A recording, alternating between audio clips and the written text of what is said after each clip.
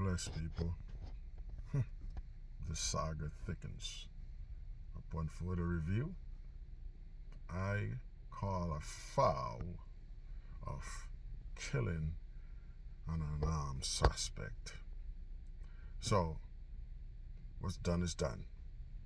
I don't condone what Big Hinton did, but I understand what he saw.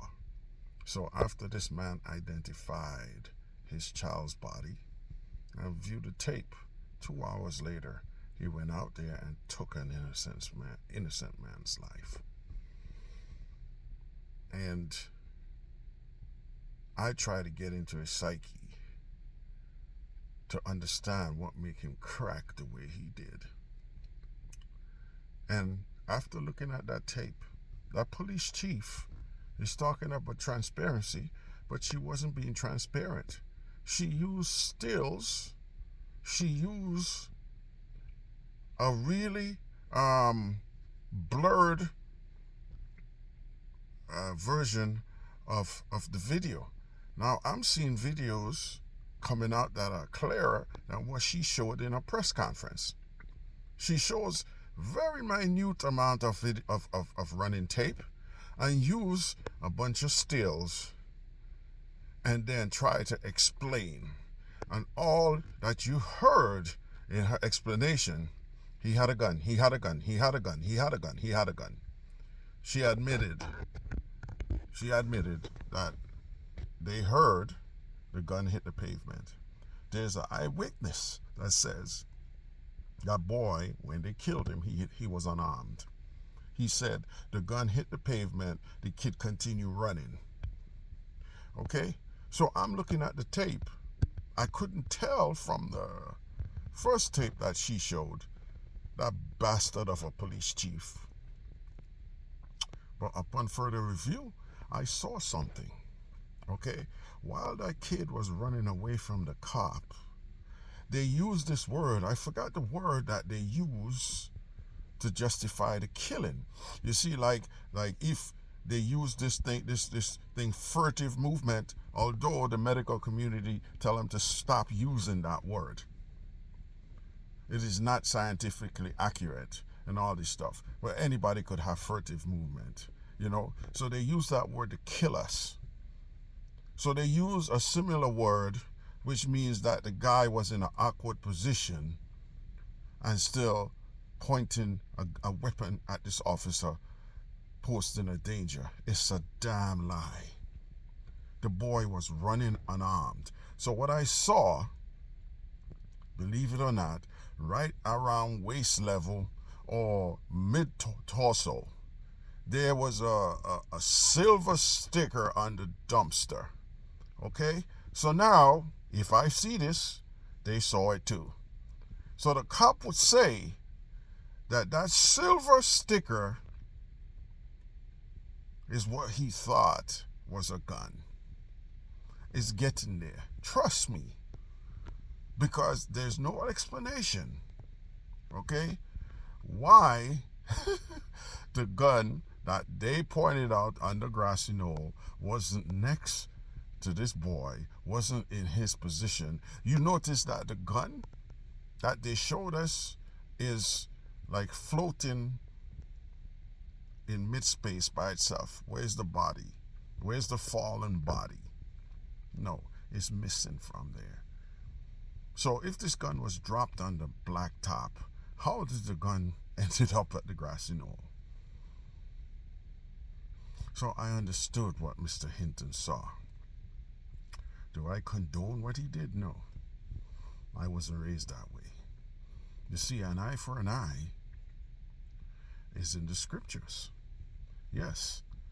And you heard these Republicans talking about sanctuary cities. That's how sanctuary cities were set up. Because even if, back then, even if it was a mistake, it wasn't on purpose that somebody happened to injure or kill a person, the family member could seek justice through killing that individual. So that individual now has to take up, and he has to go live, or she has to go live in what you call a sanctuary city. And once they remain in that sanctuary city, the eye for an eye doesn't come into play. So Mr. Hinton view all of these cops as being corrupt, and he's having an eye for an eye.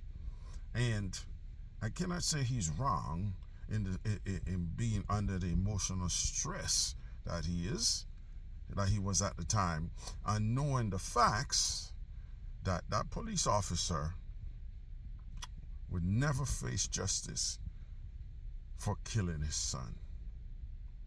That boy was murdered. Okay? Was that kid up to some shit? Maybe. I'm not sure. I'm not sure exactly what's going on. They're saying he was locked out of the house. Well, what is he? Why did he have a gun? Or did they tell us he had a gun and it was somebody else? I don't know. But from what I saw from that little tape that they want to show us, is that that boy was unarmed at the time.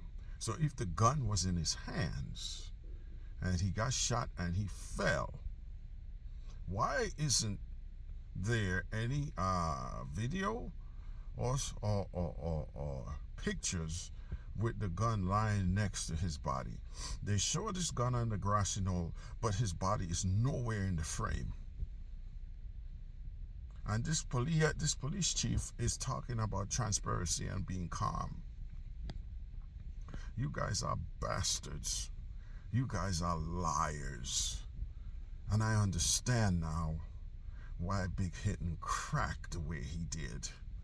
You notice that I've noticed that the criminal record is not on full display. Yeah, because it's not enough there for you guys to make that statement. You guys are bastards. You have cost an innocent man 33 years on the job. He should be retired with his family. You have cost an innocent man his life because of the constant lies, the constant protection that bad cops enjoy while gunning our children down. The key is that all of us have to be judged by the jury of our peers. All of us are presumed innocent until proven guilty. It's not enough for you to say, I think I saw a gun. No, you have to be positive because the implications are tremendous. That cop who killed that boy is a bastard. He didn't see a gun. They're running around, they're scared. And in the media, oh, black people are the most violent, and all of this nonsense are playing in your heads. You end up killing an innocent child. Yes, he's innocent.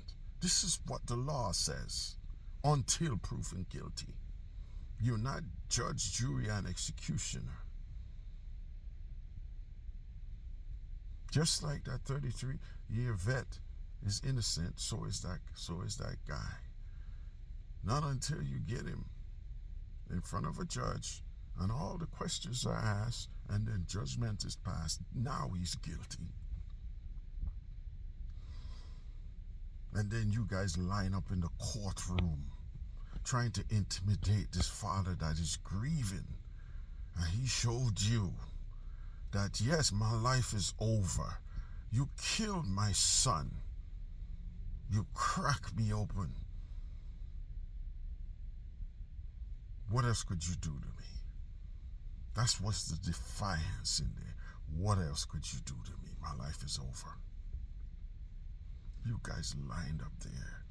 You don't line up to turn in bad cops, but you lined up there to point him out as being a criminal.